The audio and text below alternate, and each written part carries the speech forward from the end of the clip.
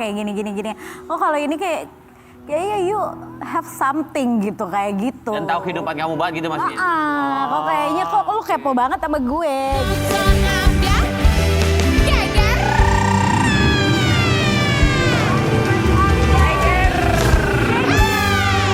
Anton ambiar pagi-pagi ambiar.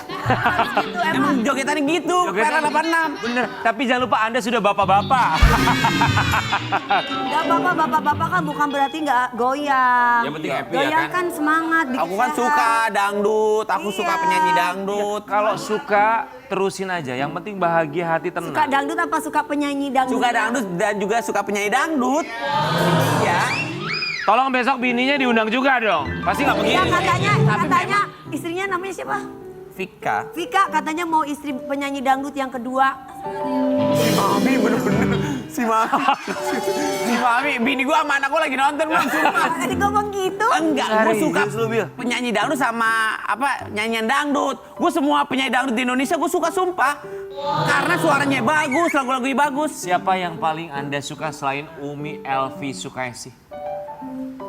Mami dia Persik salah satu. Siapa lagi? Terus siapa lagi tuh? Ada satu lagi pendatang baru. Siapa? Umi suka sedih. Tapi ini pendatang baru, penyanyi dangdut juga yang lagi terjun ke dunia dangdut. Iya. Emang ya terjun ke dunia dangdut? Iya. Bukan dia terjun parasut kalau nggak Enggak.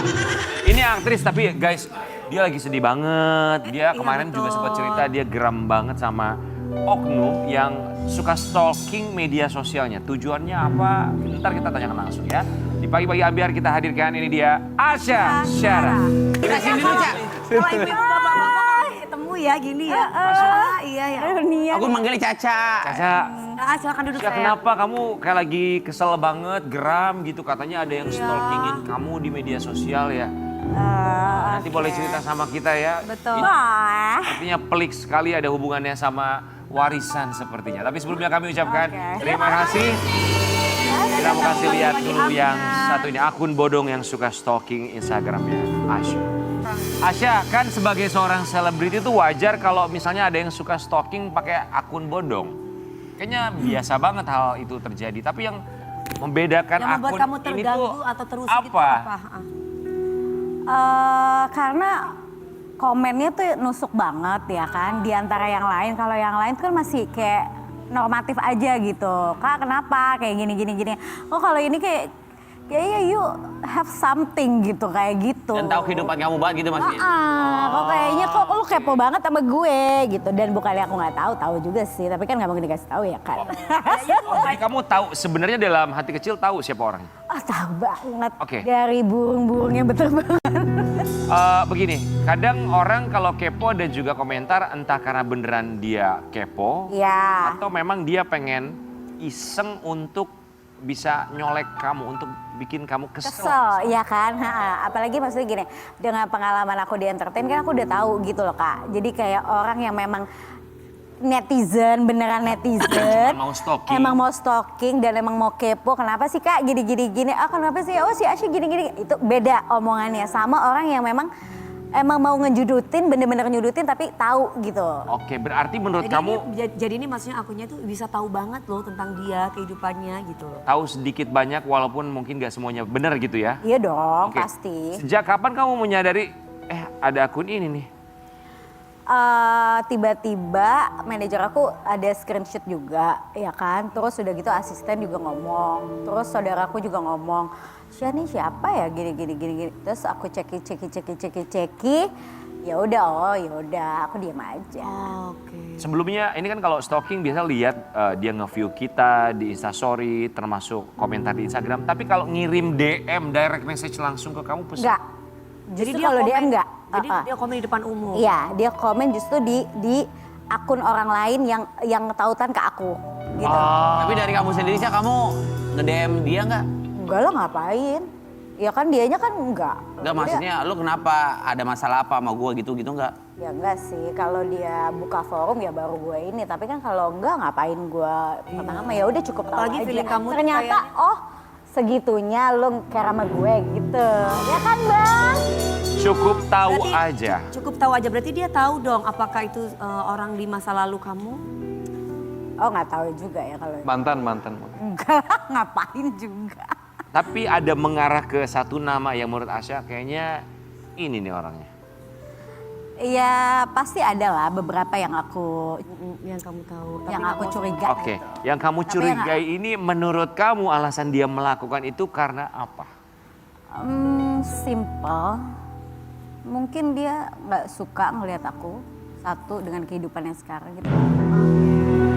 Gak suka melihat kehidupan kamu yang sekarang, melihat kamu bahagia yang sekarang. Iya pasti. Yang kamu lihat kehidupan dia sekarang seperti apa? Aku nggak pernah peduli. Jadi aku nggak pernah tahu dan aku nggak mau tahu juga. Nggak mau tahu. Oh, iya. Nggak, maksudnya orang itu sirik ngelihat kamu, kehidupan kamu sekarang, maksudnya kehidupan kamu sekarang kenapa?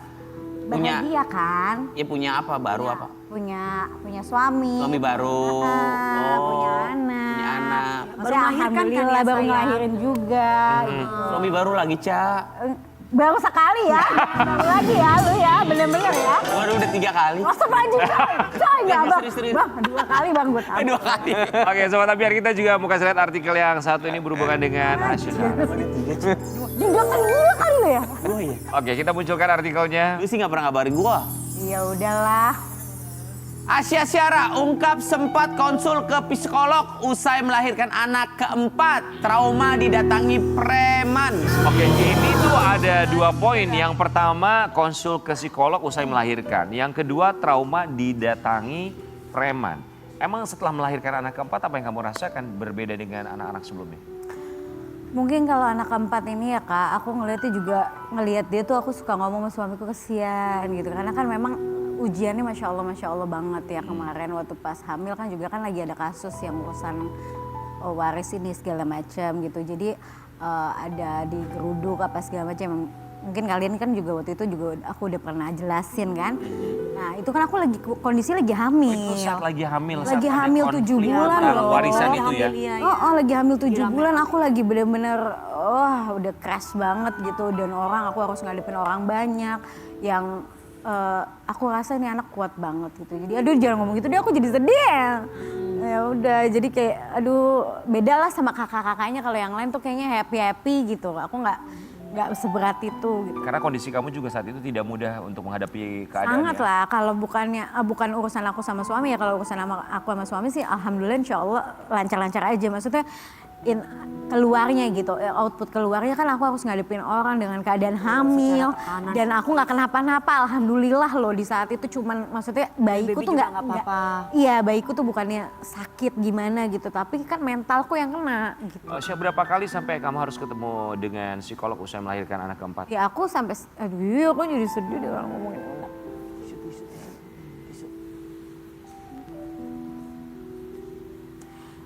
Ya udah gitu.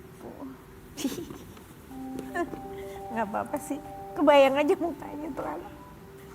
Masih terus konsultasi sampai sekarang? Ya ada berapa? Sebulan sekali aja, by phone kalau sekarang, nggak kayak dulu. Ya udah. Orang tua manapun kalau udah bicara anak ya pasti ya. Tapi kita di sini masih terus memberikan pemahaman bahwa it's okay untuk pergi ke psikolog, it's okay untuk pergi ke psikiater, ke mereka yang memang ahlinya di bidangnya masing-masing. Karena ketika kita sadar kita butuh pertolongan, alarm kita berbunyi, ini merupakan satu pertanda yang baik bahwa kita sadar betul ada hal yang harus entah itu dibenari atau barangkali untuk bisa back on the track. Tapi saat itu psikolog kamu bilangnya apa? Apa saran yang paling kamu dengarkan dari psikolog kamu? Kadang di awal sih aku sampai nggak bisa dengar apapun ya, jadi memang udah blank out banget akunya gitu. Jadi dia bilang Mbak Asya tetap sadar, maksudnya tetap realize kalau ini memang harus dijalani gitu. Memang banyak ujian-ujian orang tua yang mungkin ya maksudnya harus tetap bersyukur gitu. Banyak kan yang di luar sana juga lebih dari Mbak. Gitu.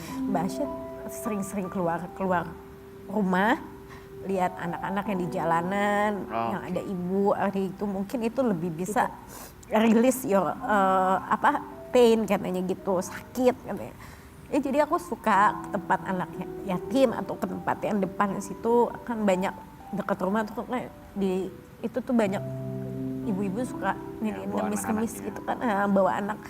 aku suka lihat, oh iya juga ya. Masih ada yang lebih parah lagi. Iya cobaan gitu. hidupnya. Kan Anak keempat siapa namanya? Haura Syifa. Kamu udah punya 4 anak ya? Baby. Haura. So, setiap kamu melihat Haura setiap pagi apa dalam benak kamu, dalam pikiran kamu? Malam sih Kak, aku kalau misalnya malam kan tidur sama aku gitu. Jadi kalau aku lihat ya Allah kesian, aku ngeliat nih anak nggak tega gitu, nggak teganya tuh lebih dari yang lain gitu, kayak ngenes ya kok capek banget gitu, kayak hamil kok tuh sedih mamanya juga. Alhamdulillah kok bisa keluar gitu sehat, kuat gitu. Itu aja sih yang aku selalu, aduh, mudah-mudahan Allah kasih rezeki yang berlimpah bisa senengin. Alhamdulillah, tapi kamu sudah bisa melewati semua ini dengan begitu luar biasa dan tetap bertahan, termasuk bukan hanya untuk Haura tapi juga untuk anak-anak kamu yang lainnya. Ya. Berbicara mengenai keluarga, Asya, kita juga mau kasih lihat ini ada satu ungkapan hati dari kamu yang kemarin ini ya mungkin bahkan sampai sekarang masih akan terus selalu ingat dan juga kangen sama almarhum papa atau ayah bilangnya? Papa. Papa, almarhum papa. Ini dia Sobat Amel. Asya, kalau papa masih ada ketika kamu melewati masa-masa yang begitu berat, ketika kamu sedang hamil, kemudian sampai dengan sekarang, menurut Asya tuh papa bakal bilang apa sama kamu?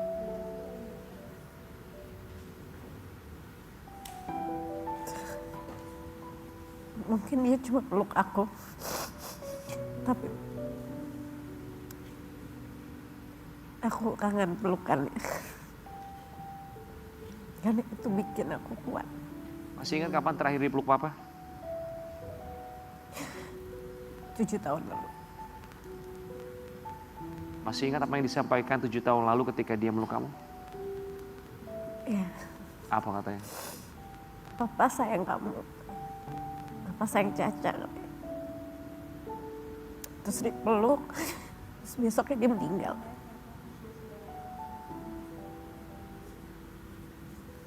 Terus dia kasih tasbih sama aku. Aku masih simpen tasbihnya. Sampai udah godol gitu.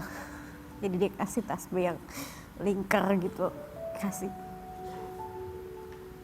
Jadi kalau aku lagi capek, aku lagi lelah, pasti aku liatin fotonya. Kemarin aku posting, karena nggak ada yang seaman di sisi dia. Tapi papa juga pasti yang bisa membuat Asya kuat sampai dengan sekarang. Seandainya bisa berterima kasih sama papa, mau bilang apa sama papa?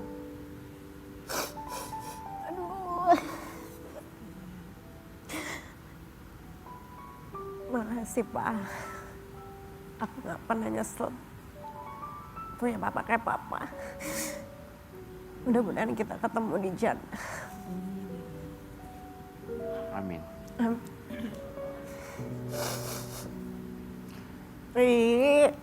Sobat Ambiar, ada juga penguat yang hadir dalam hidup seorang Asya Syaraf.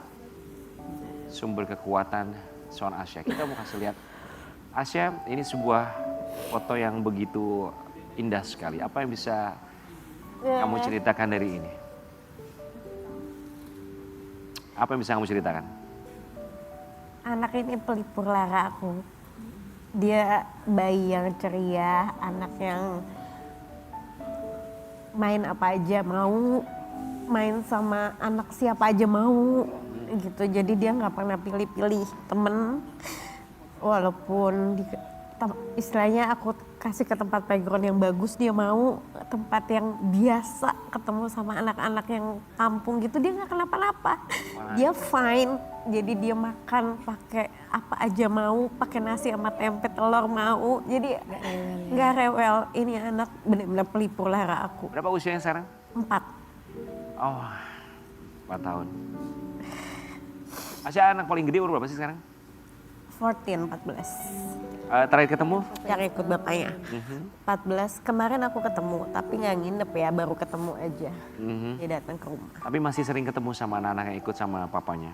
Alhamdulillah udah bisa ketemu. For the few months udah bisa ketemu, alhamdulillah. Alhamdulillah ya. Dari merekanya ada seperti perasaan canggung gak sih? Pasti ya Kak, di awal-awal pasti awkward gitu. Kayak akunya juga awkward, kayak 3 tahun loh aku gak ketemu mereka ya kan. Jadi kayak, ih gila anak gue udah gede banget gitu ya. Tapi ya udah sampai ya namanya kita ibu sama anak bondingnya mungkin cepet gitu ya. Jadi aku tanya apa segala sampai akhirnya mereka udah kayak biasa aja lagi. Mulai gitu. cair ya. Udah mulai cair. Syah, dari kehidupan kamu pasang surut, ujian, apa yang paling kamu syukuri sampai dengan detik ini? Syukuri Allah masih kasih berkelimpahan aja. Dan dikasih keluarga yang utuh. Maksudnya aku ada suami yang support aku luar biasa gitu. Yang ajari aku dalam kebaikan gitu. Jadi aku seneng sekali gitu. Kayak kita sholat bareng, apa bareng kayak gitu. Happy aku. Oke, kita mau bacain captionnya boleh sebentar ya? Be a good girl, Maliha. Anak ceria, anak baik, pelipularannya mama dan abah. Kamu membawa senyum kembali untuk abah dan mama di saat pelangi itu telah sirna. Tapi Tuhan tunjukkan kebesarannya. Dititipkan kamu ke kami dan merubah segalanya. Anak yang baik, lucu, gemas, selalu berprestasi di school. Gak pernah ngeluh, selalu ceria. Dikasih makan apa aja mau, main di mana aja mau, sayang sama 5 kakak-kakaknya. Very care with mama and abah. You are like a ribbon. Ya, lanjutin deh. Mana? Oke. Gimana sih lo udah kawin sama bule masih nggak You bisa? are like a rainbow that comes after a dark rain. You are the sunshine, my pretty girl. Still grow up to be a good child who is sincere with everyone. Itu maksud gue itu. Oke. Poin yang penting atau pelajaran atau nilai yang kamu selalu ajarkan sama anak kamu itu apa? Kalau Maliha itu dia apa ya? Kalau ada Anak yang itu gue baca deh. nicely banget gitu loh Kak. Jadi memang Nurut gitu. nurut. Ayo sholat maghrib, sholat langsung gitu. Jadi bener-bener anaknya Masya Allah banget. Dan ketawa, bikin ketawa. Dan dia sayang sama kakak-kakaknya. Kayak kakaknya yang di Australia ada 3, yang di sini 2 kan. Dia walaupun jauh gitu sama kakaknya yang gak tiap bulan ketemu, aku sayang sama kakak katanya gitu. Kakakku ada 5, jadi dia selalu bilang kakakku ada 5 katanya gitu. Terus dia sebutin satu-satu, ini kakaknya ini namanya ini kayak gitu. Big family. Iya, penuh big dengan cinta, ya. Oke, sobat Ampiar, ini dia Maliha, putri dari Asia Syara yang katanya centil dan juga aktif sekali. Tuh. Masya Allah lucu banget tuh. Kayak mamanya banget ya. Iya, kalau Mamanya itu muda, mama muda. Mamanya muda, mamanya dulu secentil itu soalnya. Itu bikin konten tuh dia udah pengen sendiri bikin Kak, konten. jadi dia ngeliat sendiri tuh di TikTok ya kan cuma sekali, abis itu dia nyoba, aku pikir oh my god dia bisa loh sambil gini. Gak ada yang ngajarin kalau itu berarti apa ya alfa ya. Yang alfa ya. Iya. Yang alfa. Apanya apa komentarnya ngelihat anaknya kayak begitu? Sama ngomong ya dia udah turunan maknya udah. Syah, tapi kita happy kamu hidup penuh dengan cinta setelah apa yang kamu lewati ya. Kita tahu tidak mudah pada awalnya, tapi look at you now. Akan indah pada waktunya Yang ya. penting aku Amin. masih bisa berdiri di sini, nyapa kalian itu udah alhamdulillah Pak. Menyapa kalian, satu hal simpel yang harus selalu kita syukuri untuk menyapa orang yang ada di sekitar kita. Kita kembali sekali lagi hanya di Pagi-Pagi Hati. Weekend.